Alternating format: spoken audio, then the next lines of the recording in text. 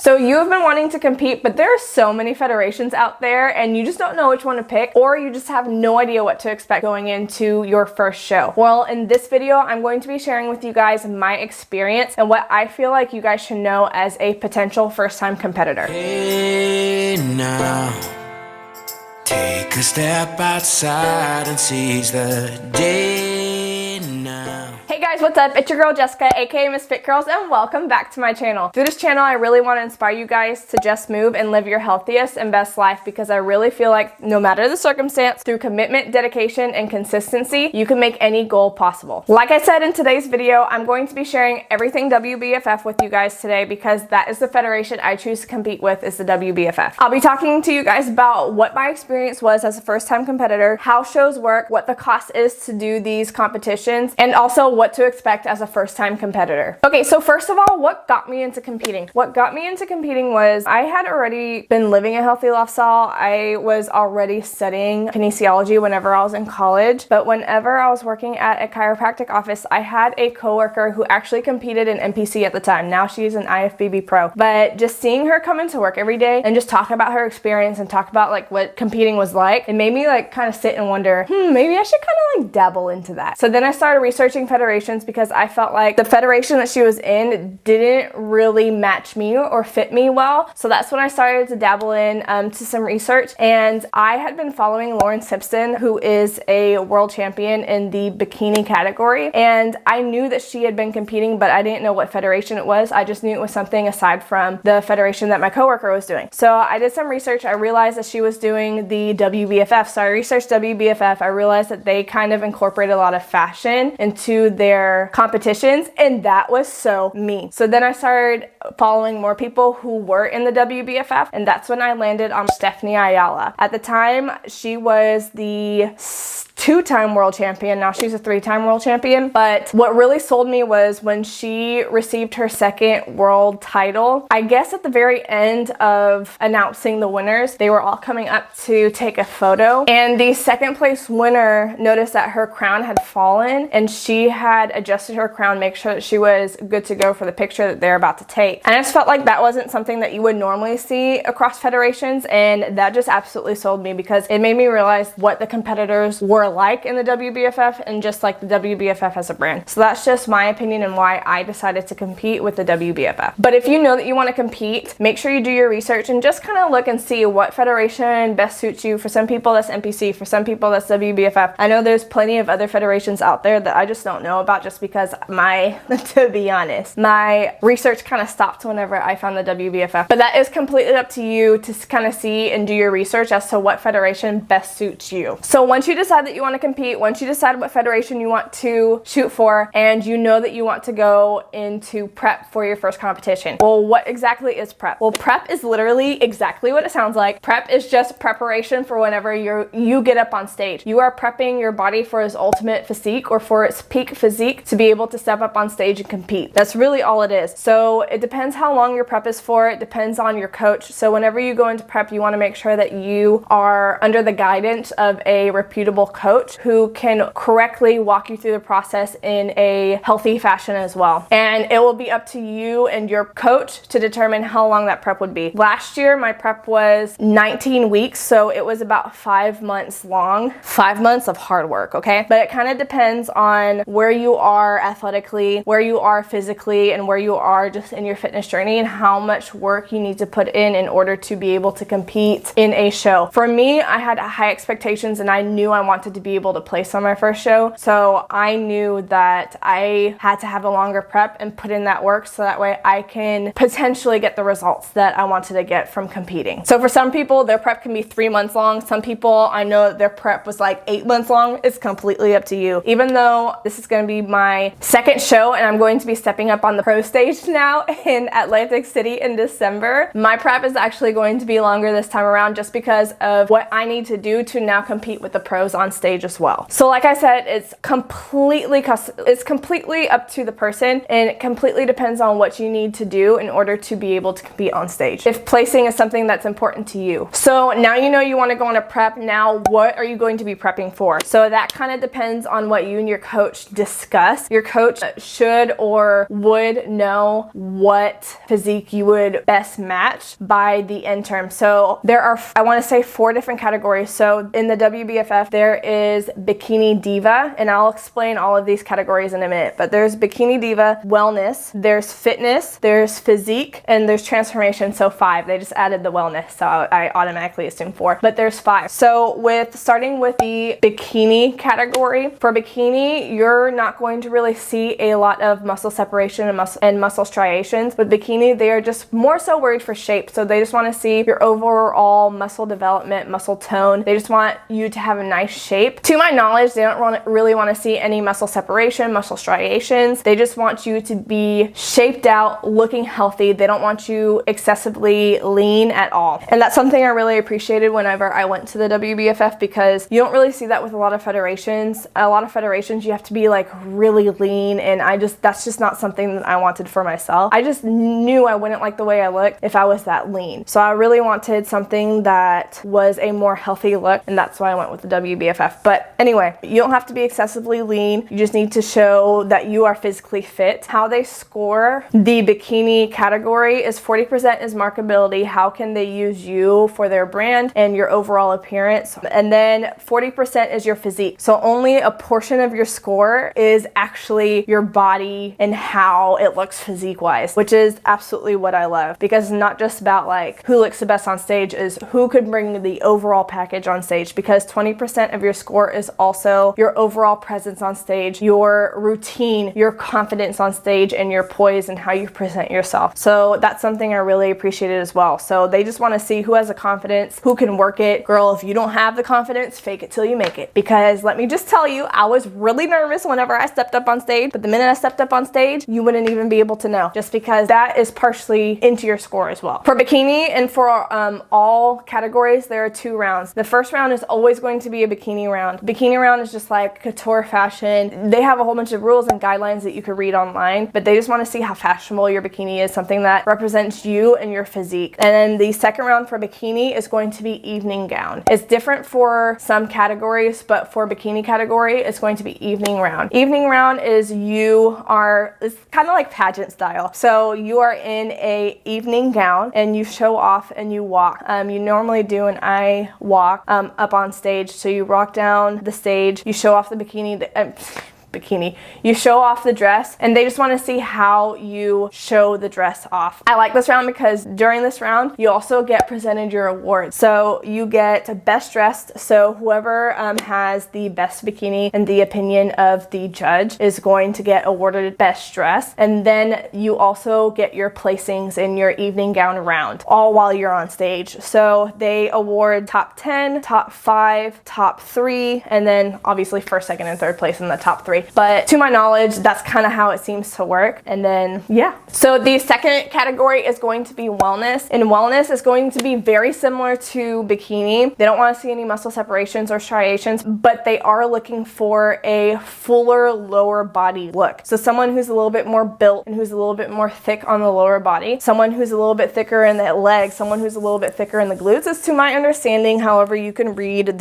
all the things on the WBFF website or whatever federation that you want to choose. However, that's, to my understanding, that's what wellness is. It's kind of just like the same as Bikini, except they are just looking for a fuller look on the lower part of your body. The 2 rounds are the same as Bikini. The first round is going to be the Bikini round, and the second round is going to be the evening wear round. You're still going to be scored the same across all categories, so 40, 40, 20, the same split that I mentioned in the Bikini round as well. Then the third category is going to be fitness. Fitness is when you start to see muscle separation. You don't really see it too much now that they're looking for a fuller look for fitness. However, you're starting to see muscle separation. You're starting to see more muscle tone and definition. So that's going to be, to my understanding, how they're going to be upgrading a fitness competitor. However, whatever coach that you decide to work with for your show is going to know exactly everything that you need to do in order to represent that category. However, to my understanding, that's kind of what they're looking for. But the only thing is with fitness, their rounds are a little bit different. So the first round, like I said, is always going to be a bikini round. And then the second round is going to be theme wear round. So that's kind of when you see like a whole bunch of like Victoria's Secret, like fashion show vibes, which is exactly what I love. I just love seeing everyone come out with their wings on stage or whatever kind of costume that they come out in. It's absolutely fantastic. It's awesome. So in the second round, you will always be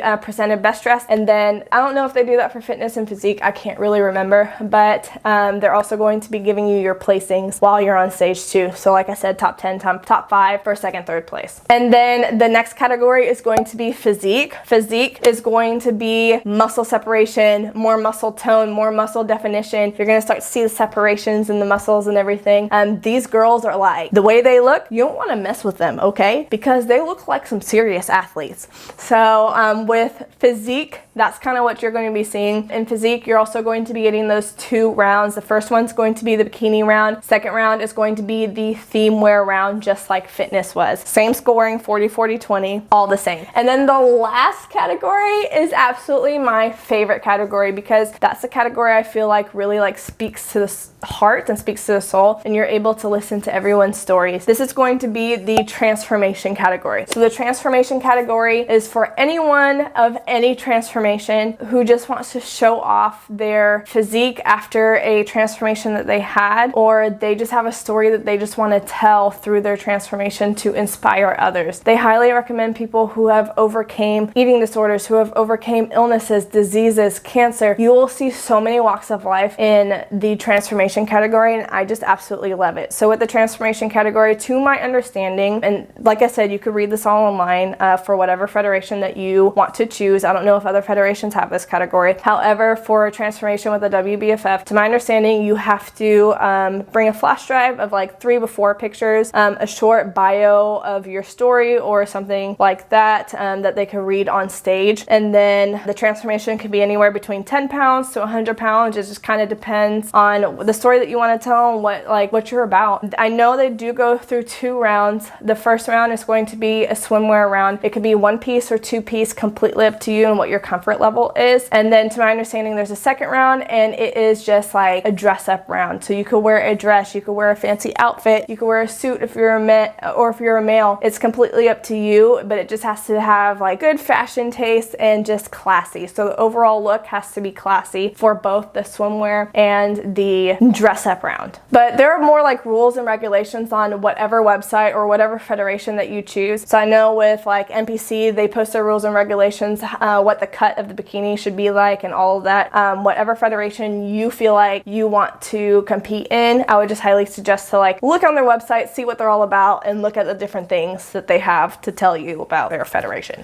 Okay, so that's enough about the categories. Now we're going to be talking about like leading up to show day. So depending on the show, you might have to travel or not, just depends on what show that you want to participate in. And the day before show for the Wbff, they have a registration night. So registration night, you get all dolled up, you get all fancy, you get your hair and makeup done, and you go, and it's basically like an athlete's meeting and first impression. So you go, and it's normally at a host hotel, and that's your time to check in, sign in, and you are officially a part of the show. That's where you get your little stage number, and that's basically the number that you're going to be living by. Like, that's your name, that's your identity, that's your everything. Do not lose that puppy. And that's something that you keep with you. You're also going to be getting an itinerary of the entire show, and basically after you sign in, after all the athletes have signed in, they've kind of mingled and everything, they have everyone sit down, and it kind of turns into an athlete meeting, and they go over everything that you need to know about the show, where the show location is, about backstage, and just like that's where you also get when you're going to be going on stage. So when every category goes on stage, so that way you know how it's set up, who you're going to go after and everything. So they basically just go over the whole show for you, make sure that you don't have any questions or concerns or anything. That's also where you could purchase like backstage photos and like set all that up and whatever the case is. And then that's also your time to like meet other competitors, meet all the queens and everyone that's there there that's been a part of the federation. Is like, honestly, it was just so much fun last year and I can't wait to do it again, okay?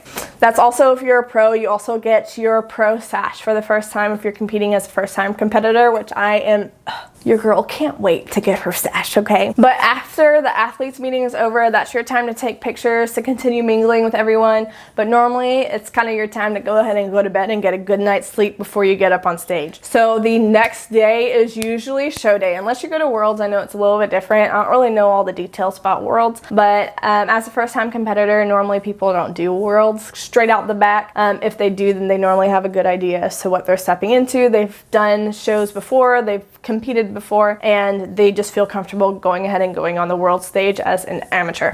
However, whatever I'm talking about is going to be just for like all the other shows that are either national or international, whatever the case is. Okay, so show day comes. So show day is just like a very eventful day. So basically for 2 days straight, I forgot to mention this for registration night, that's the day that you get your tan, that's the day you get your hair and makeup done and all that. And then the show day, you're either going to be getting your final coat of your tan or whatever it is, and you're also going to be going into your hair and makeup appointments for show day. Normally after you get your hair and makeup done, you go back to your hotel room if you have a hotel room, and then some people get dressed up in their bikini in their hotel room and then go to the venue where the show is going to take place. Unless it's at the hotel itself, then they'll just go down to wherever the backstage is. However, people normally go back, make sure you have everything together, and then you go on to the stage. Backstage, there's going to be filled with a lot of different people. You basically have your own little setup backstage, and that's where some people choose to get dressed and get ready, and then some people already got it down. Normally, to my understanding, you normally get a walkthrough, so that way you can see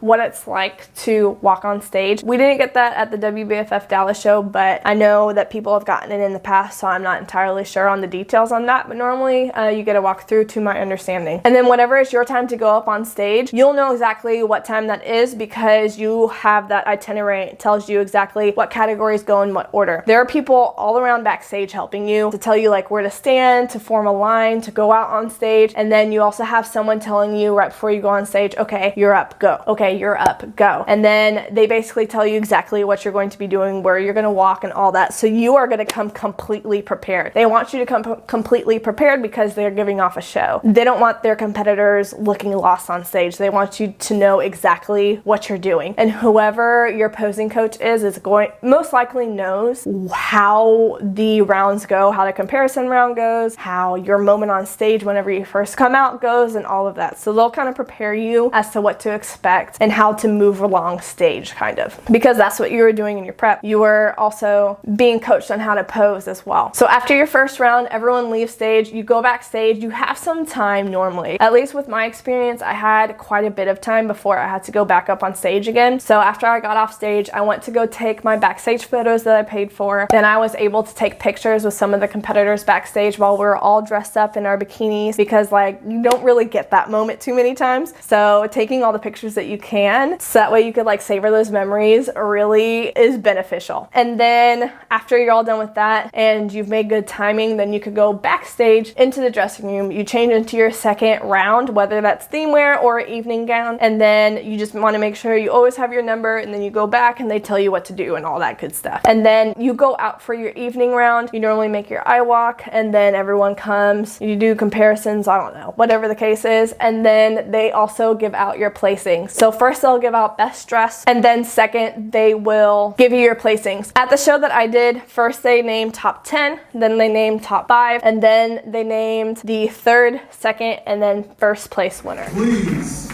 bestow the honors of first place and present that first place trophy to 312.